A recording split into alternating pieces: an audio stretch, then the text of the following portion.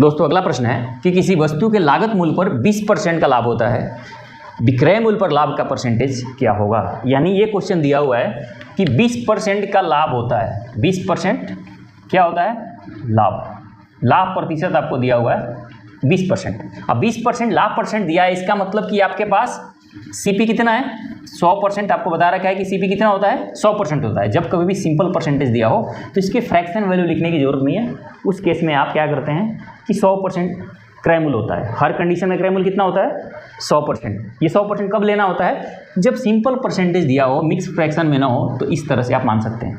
अब cost price हो गया 100%, 20% लाभ है, यानी सेलिंग प्राइस कितना हो जाएगा, सेलिंग प्राइस हो जाएगा 120%, 100% सीपी, 120% एसपी। क्यों, क्योंकि 20% लाभ है। लाभ की गणना किस पे हुई है, लागत मूल्य पर हुई है, यानी क्रय मूल्य पर लाभ की गणना हुई है, कॉस्ट प्राइस पर लाभ की गणना हुई है, तो यहाँ आ गया सेलिंग प्राइस 120। अब क्वेश्चन कहता है कि विक्रय मूल्य पर लाभ का परसेंटेज क्या है। इसका मतलब है कि यदि विक्रय मूल्य पर लाभ की आप गणना करते हैं तो लाभ प्रतिशत क्या आएगा। तो देखिए, अब विक्रय मूल्य कितना है, 120 है, तो 120 रुपया पर लाभ 20 रुपया है, तो 100 पे कितना होगा, 4 से काटिए, 4 तियाँ 12, 4 पचे 20, यह आ गया 50/3, 16 सही 2/3% आंसर। यानी कि यदि सेलिंग प्राइस पर गणना करें लाभ की तो वो हो जाता है 66 × 2/3%, और यदि कॉस्ट प्राइस पे जो कि क्वेश्चन में दिया ही है उस पर 20% का लाभ होता है। तो इस तरह के क्वेश्चन आपसे पूछे जाते हैं कि विक्रय मूल्य पर लाभ की गणना की जाए तो परसेंटेज क्या है, या विक्रय मूल्य पर दिया होता है उस पर आपसे पूछ लिया जाता है कि वास्तविक लाभ परसेंट क्या है। ये तो चलिए दोस्तों अगला प्रश्न की ओर चलते हैं। प्रश्न ये है कि यदि किसी वस्तु के विक्रय मूल्य पर परिकलन करने पर लाभ की प्रतिशत 20 हो तो क्रय मूल्य पर परिकलन करने पर लाभ का प्रतिशत क्या होगा। अब देखिए क्या दिया हुआ है, क्वेश्चन वही है कि एसपी पर गणना करने पर जो प्रॉफिट का परसेंट है, जो प्रॉफिट का परसेंटेज है वो है 20%। ध्यान से पढ़िए क्वेश्चन कि यदि किसी वस्तु के विक्रय मूल्य पर परिकलन करने पर लाभ की प्रतिशत 20% हो तो क्रय मूल्य पर क्या है। तो मैंने कहा कि सबसे पहले ये 20% है, इसका मतलब कि अब क्योंकि एसपी पे गणना हो रही है तो 20/100 हो गया। 20% का मतलब क्या है, 20/100। तो नीचे वाला इस कंडीशन में क्या होगा, आप इससे पहले वाले क्वेश्चन में इस 100 को सीपी मान रहे थे, सीपी 100 मान रहे थे, लेकिन क्वेश्चन में दिया गया है कि गणना सेलिंग प्राइस पर हो रही है, विक्रय मूल्य पर हो रही है। जब विक्रय मूल्य पर कह दे तो यही 100 एसपी बन जाएगा। अब आपको सेलिंग प्राइस 100 रुपया है, ये क्या हो गया, सेलिंग प्राइस 100 रुपया।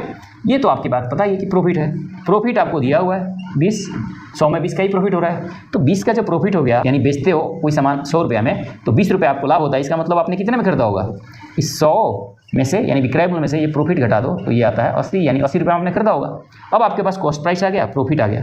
अब यही कह रहा है कि यदि कॉस्ट प्राइस पे गणना की जाए, क्रय मूल्य पर गणना की जाए तो लाभ परसेंट क्या होगा। अब तो क्रय मूल्य पर गणना किस है, तो क्रय मूल्य नीचे रख दो और ऊपर रख दो प्रॉफिट, यानी इस 80 रुपया पर 20 रुपये का लाभ हो रहा है। तो लाभ परसेंट निकालने के लिए 100 से मल्टीप्लाई, 0 से 0, 2 पचे 10, 2 चौके 8, 4 से 4 पचे 20, 5 पचे 25% आंसर है। यानी कि यदि विक्रय मूल्य पर लाभ की गणना करते हो तो लाभ 20% है, लेकिन यदि क्रय मूल्य पर लाभ की गणना करते हो तो वो है 25%। क्लियर हो गई बात या नहीं हुई। अगर अच्छा लग रहा हो तो लाइक कर दीजिए। आगे बढ़ते हैं दोस्तों। अगला प्रश्न है कि किसी आदमी ने एक चादर 450 रुपये की खरीदी, इसे उसके विक्रय मूल्य के 10% बराबर लाभ लेकर बेचा, चादर का विक्रय मूल्य क्या है। अब देखिए क्वेश्चन दिया हुआ है कि कॉस्ट प्राइस है, चादर एक खरीदता है कोई बंदा 450 रुपये में। 450 रुपये में क्या होता है, चादर कोई खरीदता है, ये रुपया है, ध्यान रखें।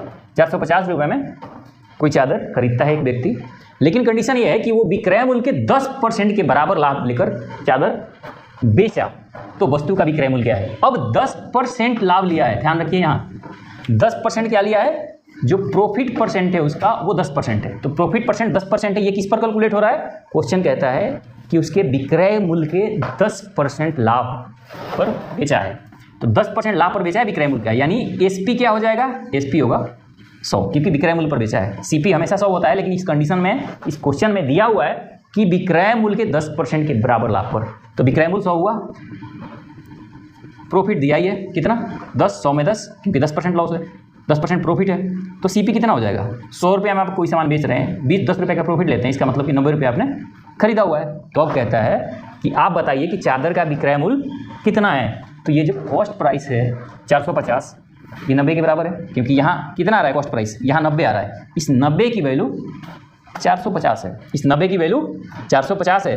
तो पूछा है कि विक्रय मूल्य क्या है, यानी ये 100 की वैल्यू आपको बतानी है। तो 90 की वैल्यू ऐसे भी लिख सकते हैं कि 90 की वैल्यू 450, तो 100 की वैल्यू क्या होगी, क्योंकि 100 ही तो है। सेलिंग प्राइस क्या है इस कंडीशन में, 100 है, तो 100 से मल्टीप्लाई कर दिया, 9 × 5 = 45, 500 रुपया आंसर। समझ आई बात? समझ आया क्वेश्चन या नहीं आया? क्वेश्चन में दिया हुआ था कि चादर 450 रुपये की है, वो विक्रय मूल्य के 10% के बराबर लाभ कमाना चाहता है, यानी विक्रय मूल्य पर गणना करना चाहता है। वो किस पे? विक्रय मूल्य पर 10% की गणना करता है, यानी सेलिंग प्राइस इस कंडीशन में 100 हो जाएगी, क्योंकि क्वेश्चन में बोला हुआ है। ऐसे कॉस्ट प्राइस 100 होती है, लेकिन इस कंडीशन में सेलिंग प्राइस 100 होगी। अब प्रॉफिट 10%, यानी 100 में कितना हो रहा है, 10% ही तो हो रहा है। 10% प्रॉफिट का क्या मतलब है कि 10/100, यानी 100 में 10 रुपया। तो ये यहाँ SP है, SP 100 है, प्रॉफिट 10 का हो रहा है, इसका मतलब कॉस्ट प्राइस कितना है, 90 रुपया है। तो कहता है कि इस 90 की वैल्यू कितनी है क्वेश्चन में, 90 की वैल्यू 450 है, क्योंकि यहाँ क्वेश्चन 90 रुपया कॉस्ट प्राइस आ रहा है, यहाँ आ रहा है दिया हुआ है क्वेश्चन में 450। तो इस 90 की वैल्यू 450 है, तो सेलिंग प्राइस पूछा हुआ है, सेलिंग प्राइस कितना है, 100 है, तो 100 से गुना, जो दिया होता है उसी से भाग दे दो। यहाँ कॉस्ट प्राइस दिया हुआ है, तो यहाँ कॉस्ट प्राइस से भाग दे दो, जो निकालना है उससे गुना करो, यहाँ गुना कर दिया, आंसर आ गया 500 रुपये। यानी वस्तु का जो बेचा हुआ मूल्य है, जो बेचा गया है वस्तु, कितना में बेचा गया है, 500 में बेचा गया है। इस तरह से क्वेश्चन बनता है।